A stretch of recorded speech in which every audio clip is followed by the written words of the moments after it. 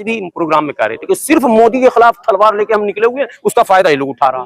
हमको ये नहीं, ये जिद छोड़ देनी है, हम ही हराएंगे, छोड़ेंगे नहीं, पटक देंगे, गिरा देंगे। अभी भी कुछ दोस्त हमारे फोन करते हैं, अरे सरकार गिरने वाली है। बेवकूफ सरकार गिर के क्या करोगे, तुम्हें क्या मिलना है, लड्डू। तो जितनी घटनाएं आज तक के सारे एट्रोसिटी को आप अगर कैलकुलेट करेंगे और लिस्ट निकालेंगे तो ज्यादातर गरीब तबका मिलेगा, मजदूर तबका मिलेगा, छोटा व्यापारी मिलेगा, पशु व्यापारी मिलेगा, यही सब हो रहा है। तो सियासी लगाम भी लगे, कानूनी लगाम भी लगे और समाजी लगाम भी लगे। समाज में लोग सामने आए, कहें कि भाई क्यों ऐसा हो रहा है। देखिए, भरोसा भी मजबूरी है और भरोसे में ही धोखा होता है। भरोसा तो करना ही पड़ता है, भरोसे में ही धोखा होता है। भरोसा दोस्त पर भी लोग करते हैं, दोस्त भी धोखा दे देता है। भरोसा पॉलिटिकल पार्टी पर करते हैं, वो भी धोखा देता है। तो वो अब आप कहेंगे हम किसी पर भरोसा ही न करें तो दुनिया ही नहीं चलेगा।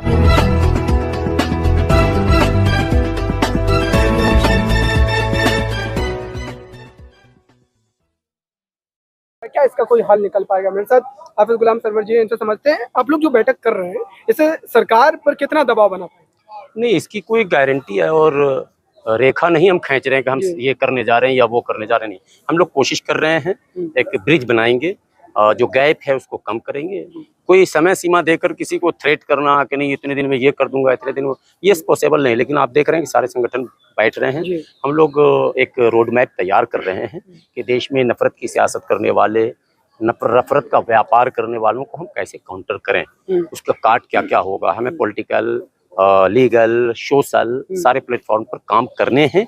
इसलिए पॉलिटिकल यूनिटी पर कम, सोशल यूनिटी पर हम ज्यादा बल दे रहे हैं। सोशल यूनिटी से जो है स्थायित्व पैदा होगा और हम लोग कोशिश कर रहे हैं कि SC, ST, माइनॉरिटी, OBC और जो भी दबे कुचले पसमानदा लोग हैं, ये अगर पहले यूनाइट होते हैं, चूंकि एट्रोसिटी इन्हीं के ऊपर होता है। एट्रोसिटी दबंग पर होता ही नहीं, कमजोर पर ही होता है। तो जितनी घटनाएं आज तक के सारे एट्रोसिटी को आप अगर कैलकुलेट करेंगे और लिस्ट निकालेंगे तो ज्यादातर गरीब तबका मिलेगा, मजदूर तबका मिलेगा, छोटा व्यापारी मिलेगा, पशु व्यापारी मिलेगा, यही सब हो रहा है। तो हम क्यों नहीं इनको गोलबंद करके एक ताकत बनाए, सरकार को एक मैसेज देंगे कि यदि आप अगर सही रास्ते पर चलेंगे तो आपके साथ हैं, अन्यथा हम लोग विकल्प बनाएंगे। और जनता विकल्प बनाती आई है, इतिहास रहा है, कई बार बदलाव आया, सो वो होगा। ऐसी बात नहीं है कि कोई प्रयास विफल होता है। प्रयास समय कभी ज्यादा कभी कम, ये अलग बात है, इसलिए समय सीमा नहीं है। लेकिन ये बीमारी जो है वो बड़ी बीमारी है, इससे नफरत बढ़ रहा है। एक मॉब लिंचिंग होता, पूरे इलाके में दहशत हो जाता, पूरे इलाके में हिंदू और मुसलमान के बीच जन एक अजीब सा माने साइकोलॉजिकल वार शुरू हो जाता है। हालांकि सब लड़ता नहीं है, लेकिन एक मनोवैज्ञानिक दूरियां होने लगती हैं। इनको पाटना जरूरी है। इसलिए मॉब लिंचिंग जैसे मुहलिक मर्ज पर लगाम लगे। कानूनी और समाजी दोनों जरूरी है, और सियासी कराते तो है कहीं ना कहीं सियासतदान ही पर्दे के पीछे से। वो खेल तो सब सामने है, दुनिया के सामने है। तो सियासी लगाम भी लगे, कानूनी लगाम भी लगे और समाजी लगाम भी लगे। समाज में लोग सामने आए, कहें कि भाई क्यों ऐसा हो रहा है। एक और बड़ी बात है कि हम SC, ST और माइनॉरिटी यूनिटी पर बात करते हैं, और जितने भी एट्रोसिटी हुए उसमें ज्यादातर SC और OBC के लोग हैं सामने। तो हम उस पर भी काम करना चाहते हैं कि इस्तेमाल कौन कर रहा है। ये बातें हमारे लगातार बढ़ी है अभी जो है चुनाव के नतीजों के बाद, क्या एक मंशे के तहत फिर से एक बार जो है मुस्लिम समाज को डराने की कोशिश? वो हमेशा तमाम सियासी पार्टियों ने अपने मफाद को सामने रखकर ही सब कुछ कराया, और लाशों के ढेर पर सियासत करने वाले आज पहली बार नहीं है, एक तारीख रही है। लेकिन साथ ही साथ जो रिफॉर्मर्स हैं, सोशल एक्टिविस्ट हैं, वो कभी बैठे नहीं।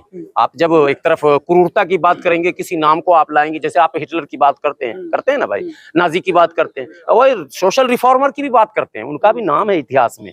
तो हमेशा पैरेलल चला। अगर सोशल रिफॉर्मर खत्म हो जाए, सोशल एक्टिविस्ट न रहे, सामाजिक कार्यकर्ता न रहे, प्यार की बात करने वाला कोई न मिले, तो आतंक मच जाएगा। मैंने दिन के उजाले में ये सब कुछ होने, लेकिन नहीं, दोनों तरफ है मामला। अब हम लोग ये चाहते हैं कि होगी प्यार की जीत। सुने थे, फिल्म भी आई थी, होगी प्यार की जीत। इंशाल्लाह हम लोग मेहनत कर रहे हैं, हम लोगों को यकीन है होगी प्यार की जीत। सेकुलर पार्टियों के भरोसे मुस्लिम समाज क्यों बैठे? नहीं, किसी के भरोसे बैठे नहीं है। हम सबको वक्त देते हैं, सबको आजमाते हैं। जो भी हमसे वादा करता है हम उस पर यकीन करते हैं। हम किसी का पर्टिकुलर नाम नहीं लेंगे। नहीं, जो भी अब क्या कीजिएगा। देखिए, भरोसा भी मजबूरी है और भरोसे में ही धोखा होता है। भरोसा तो करना ही पड़ता है, भरोसे में ही धोखा होता है। भरोसा दोस्त पर भी लोग करते हैं, दोस्त भी धोखा दे देता। भरोसा पॉलिटिकल पार्टी पर करते हैं, वो भी धोखा देता है। तो वो अब आप कहेंगे हम किसी पर भरोसा ही न करें तो दुनिया ही नहीं चलेगा। भरोसा तो करना ही पड़ेगा। सो हमने सब पर किया, सबको आजमाया, सबको मौका दिया। आगे भी अगर कोई मैदान में कूदेगा कि भाई हम प्यार मोहब्बत फैलाएंगे, हम हिस्सेदारी, भागीदारी, अधिकार, सम्मान, जितनी बातें हैं सब कुछ, तो हम उसको भी मौका देंगे। ऐसी बात नहीं कि उसको मौका नहीं देंगे, ये इतिहास रहा। लेकिन एक फार्मूले पर भी हम लोग अंदर खाने काम कर रहे हैं, जो किसी जमाने में डॉक्टर अब्दुल जलील फरीदी साहब ने आजमाया था और उसी जमाने में बीपी मोरिया अलीगढ़ से जीत कर आए थे। वो एक बड़ा फार्मूला था, उस पर लगातार हम लोग दिल्ली में भी पेशकदमी कर रहे हैं। हालांकि आर्थिक विषमताओं के कारण हम लोग बहुत तंगी में जीते हैं। अब क्या बताएं आपको, क्या क्या चीज सब कुछ बता नहीं सकते हैं। कैसे सुबह गुजरता है, कैसे शाम गुजरता है, लेकिन रुक नहीं रहे हैं और ना इंशाल्लाह रुकेंगे। इस आर्थिक तंगी के बावजूद भी बगैर किसी से मांगे, किसी के सामने हाथ पसारे, कोई रसीद बगैर कटाए, अपने फैमिली का हक मार के, अपने बच्चों का हक मार के हम लोग समाज में लगे हैं। लोगों से यही विनती करते हैं कि बदलाव की जिस प्रक्रिया पर हम लोग बढ़ रहे हैं, आप मार्गदर्शन कीजिए, संरक्षण कीजिए, सलाह दीजिए, मशवरा दीजिए, जुड़िए और अगर आपका सलाह बेहतर होगा तो आप रहनुमाई भी कीजिए। ऐसा नहीं कि हम लीडर बनना चाहते हैं, हम सोशल वर्कर ही बनकर रहना चाहते हैं। हमको चुनाव में कोई दिलचस्पी नहीं, लेकिन परिवर्तन के लिए प्रयास जरूरी है, सो हम करते रह रहे हैं। भाजपा शासित राज्यों में अगर मॉब लिंचिंग होती है तो भाजपा पर आरोप जो है मर दिया जाता है, लेकिन अब तो विपक्ष के राज्यों में भी हो रहा है। अब क्या और पहले उसको कांग्रेस मुस्लिम लोग भर भर के वोट करते हैं। तो इस पर मैं सवाल बिल्कुल कौन से भाई सभी सवाल आपने बहुत उचित उठाया। ये तो असल सवाल था। जब छत्तीसगढ़ में बघेल जी की सरकार थी तब मामले, झारखंड में अभी हो गया, अभी जिनको हम सब कुछ मान रहे हैं, वो आदिवासी के बड़े लीडर हैं, बगैर मुस्लिम वोट के उनका बैलेंस बनता नहीं है। और हो गया कोडरमा में, अभी इमाम साहब का आपने देखा। तो यही हम आज भी प्रोग्राम में कह रहे थे कि सिर्फ मोदी के खिलाफ तलवार लेके हम निकले हुए, उसका फायदा ये लोग उठा रहा। हमको ये नहीं, ये जिद छोड़ देनी है कि हम ही हराएंगे, छोड़ेंगे नहीं, पटक देंगे, गिरा देंगे। अभी भी कुछ दोस्त हमारे फोन करते हैं, अरे सरकार तो गिरने वाली है। बेवकूफ सरकार गिर के क्या करोगे, तुम्हें क्या मिलना है लड्डू? तुम क्यों परेशान हो, तुम अपना काम करो ना, सरकार गिरे या रहे। लेकिन लोगों को सरकार गिराने में ही दिलचस्पी है। मुस्लिम नौजवानों, इन चक्करों को जरा छोड़ दो। किसकी सरकार बन रही, हमारा क्या होगा? वो जो शोले फिल्म में तेरा क्या होगा कालिया, मसला हमारा क्या होगा? हम ये कहना चाहते हैं कि हमारा क्या होगा। हमारी 1950 से हो रही है, अब तक हो रही है। 341 पे पाबंदी लगा के कर दी गई, रोजी रोटी से हमको दूर कर दिया गया, नौकरियों से दूर कर दिया गया। एजुकेशन में देखिए, जिस सरकार को हमने पेट भर भर के वोट दिया, केजरीवाल को, वो उर्दू का खात्मा कर चुका। अंजुमन तरक्की उर्दू हिंद के नाम पर यहाँ सिवाय मुशायरे के कुछ है ही नहीं दिल्ली में। अल्पसंख्यक आयोग के चेयरमैन को पूछिए तो उनके कुर्सी के अलावा कुछ उनके पास फंड ही नहीं। एक कुर्सी है, वो टूट जाएगा तो रिपेयरिंग नहीं करा पाएंगे। ठीक है, इसी तरह से जो मुस्लिम बहुल क्षेत्र है, जहाँ उर्दू पढ़ने वाले बच्चे, वहाँ उर्दू टीचर नहीं है। ओखला में नहीं है, मुस्तफाबाद में नहीं है, सीलमपुर में नहीं है, जाफराबाद में नहीं है। और हमको कह रहे हैं कि हम आपके हैं।